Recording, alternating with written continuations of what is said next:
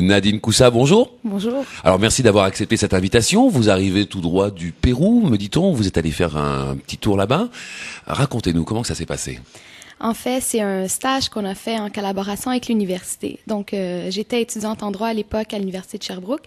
Et dans le cadre de notre parcours académique, on avait le choix de faire des activités extrascolaires qui étaient créditées dans nos études.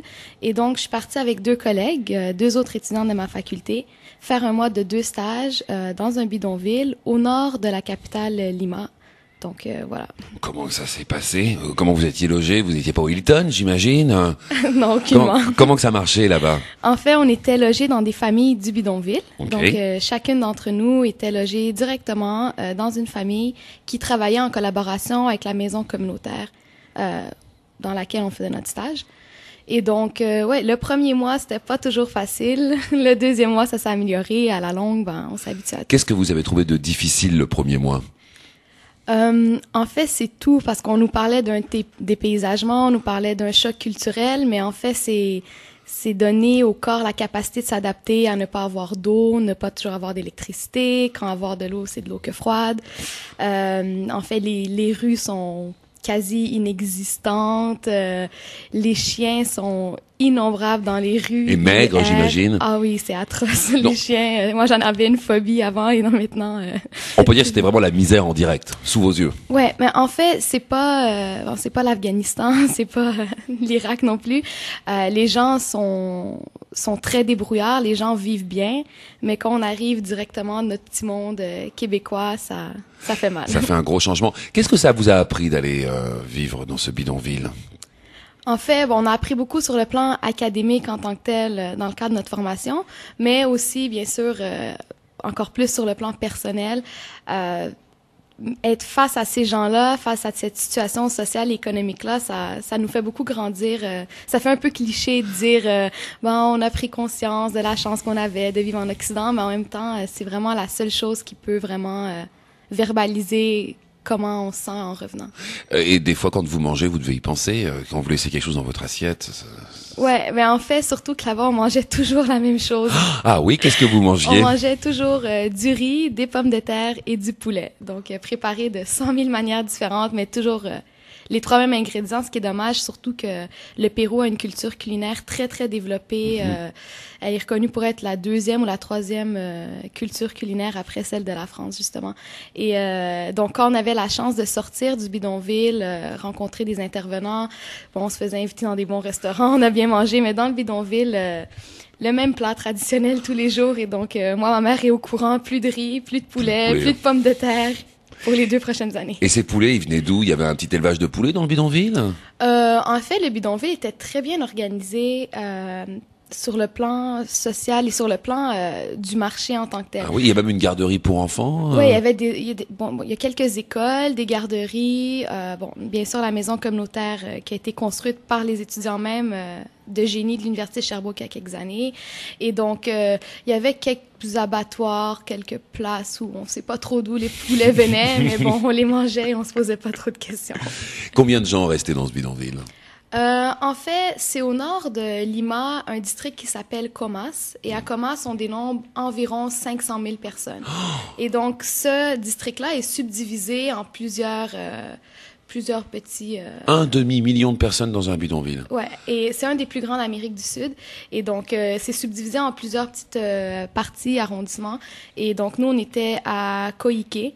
Et sincèrement, je pourrais pas vous dire combien il y avait de personnes, mais au moins 100 000, facilement. C'est énorme.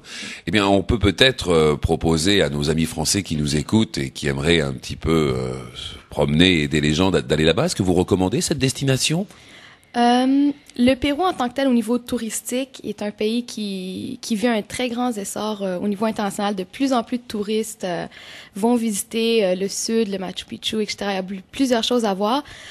Au niveau humanitaire, c'est sûr que peu importe la région du monde, c'est très déconseillé d'y aller sans organisation ou sans encadrement relativement rigide. Donc, nous, on a eu la chance d'être encadrés non seulement par l'université, par l'organisme communautaire québécois et l'organisme communautaire péruvien. Donc, sur ce plan-là, on était très bien entourés. Et même à ça, ça restait à certains moments non pas dangereux, mais il y a des risques. Donc, on se promène pas seul dans la rue à 2 heures du matin dans un bidonville quand on est blanche et ça se voit que nous sommes étrangères. Donc, mais c'est sûr que sans hésitation, vous recommandez cet endroit? Ce genre d'expérience de faire du travail humanitaire à quiconque. Et pour les Français qui nous écoutent et qui aimeraient faire ce travail humanitaire, où doivent-ils s'adresser? En fait, il n'y a pas d'organisme central au niveau international qui gère tout le travail humanitaire. Bien sûr, nous, on a eu la chance d'y aller avec l'université. Donc, c'est important de se renseigner auprès de leur université? Oui, les institutions scolaires en général, les écoles, les universités. Sinon, il y a des organismes internationaux, je ne peux pas vous nommer de nom, mais je sais que l'ONU propose des stages à certaines personnes. L'UNICEF, pas mal toutes les grandes organisations internationales proposent des stages comme ça. Il suffit de chercher et trouver ce qui convient. Qu'est-ce qui leur manque à ces gens-là? Pardon. Ce qui leur manque, en fait, c'est un peu tout. Ils vivent dans des sociétés souvent un peu chaotiques, dites démocratiques, mais où l'organisation sociale est un peu inexistante. Donc, ces gens-là vivent au jour le jour, ne savent pas planifier à long terme.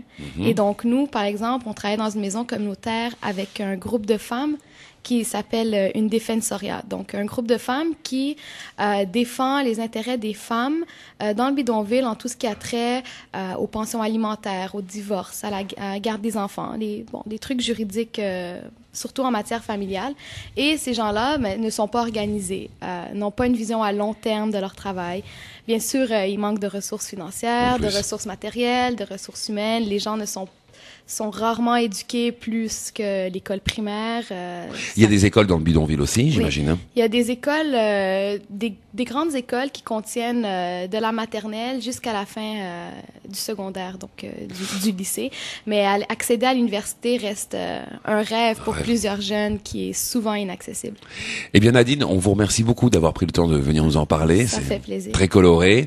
Et on invite donc les Français qui veulent donner un coup de main aux Pérouviens à y aller. Rapprochez-vous de votre école ou peut-être pour plus d'informations l'université de Sherbrooke qui avait organisé ça. L'université de Sherbrooke a un très bon partenariat avec cette section du bidonville en particulier. Donc tout au long de l'année, il y a toujours des étudiants de plusieurs domaines d'études différents qui sont en stage et travaillez votre espagnol. Ah, important. Très important. Nadine, à très bientôt et merci d'être venue. Merci, Au revoir. Ça fait plaisir. Au revoir.